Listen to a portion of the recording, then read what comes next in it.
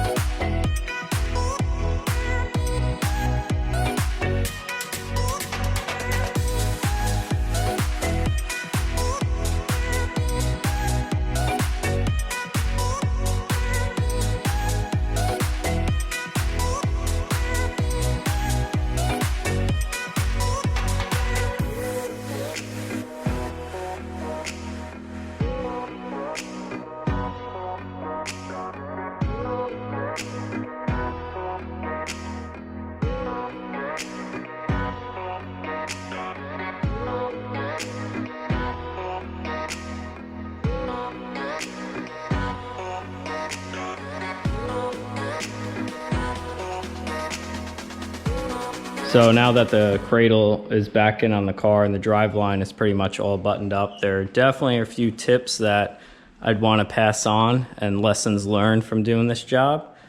The first of which I would say is definitely these plastic clutch alignment tools that come with the kits. They are just complete trash.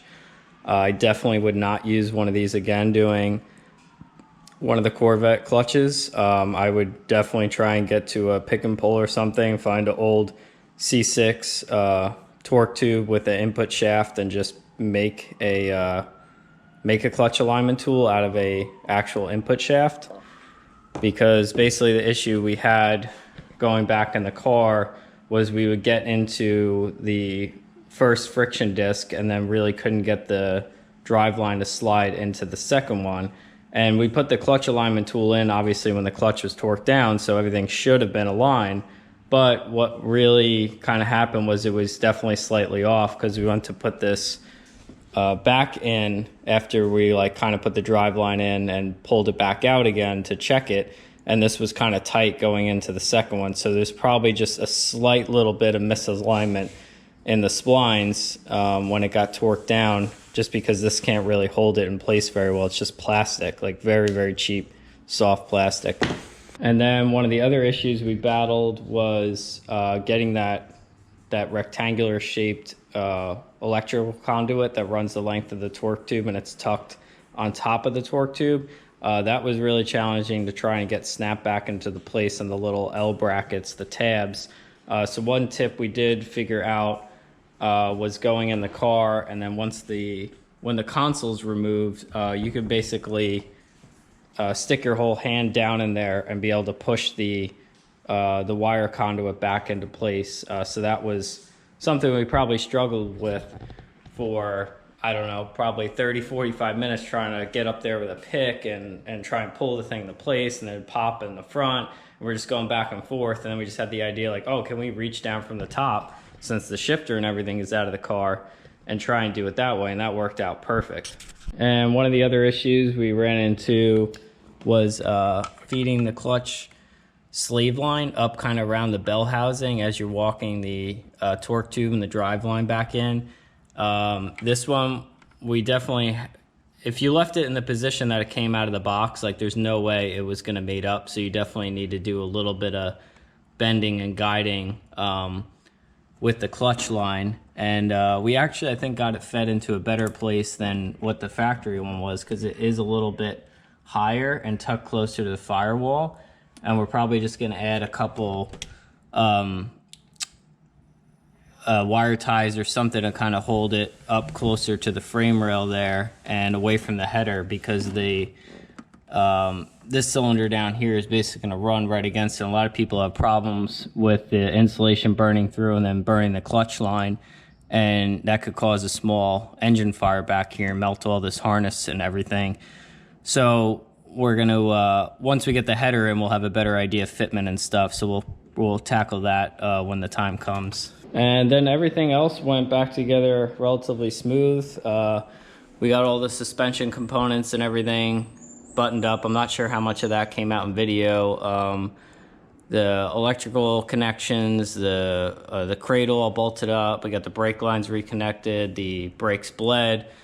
The mufflers we got back in, and this carbon fiber rear diffuser that's on the car. So basically everything is back together driveline wise. And then also we got the clutch bled, and we have this nice remote bleeder. So that was super easy to do. We'll obviously find a permanent spot for that once everything's all back together in the engine bay.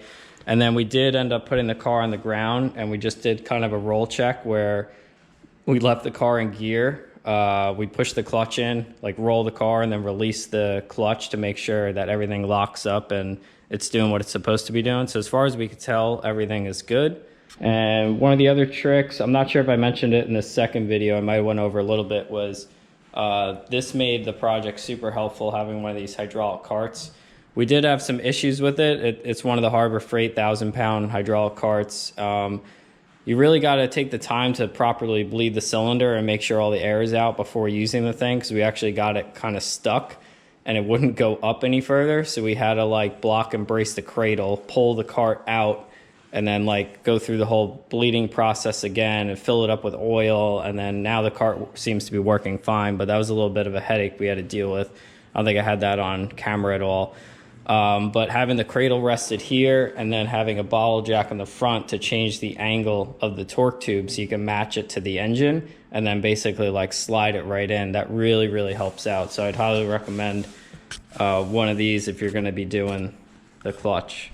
So that's going to wrap this one up, and hopefully we should have the heads in by the end of the week, and then we'll be able to wrap up this project, get this car back together. So stay tuned for the next episode, and we'll be buttoning up the engine and hopefully firing this thing up for the first time. So thanks, and I'll see you on the next one.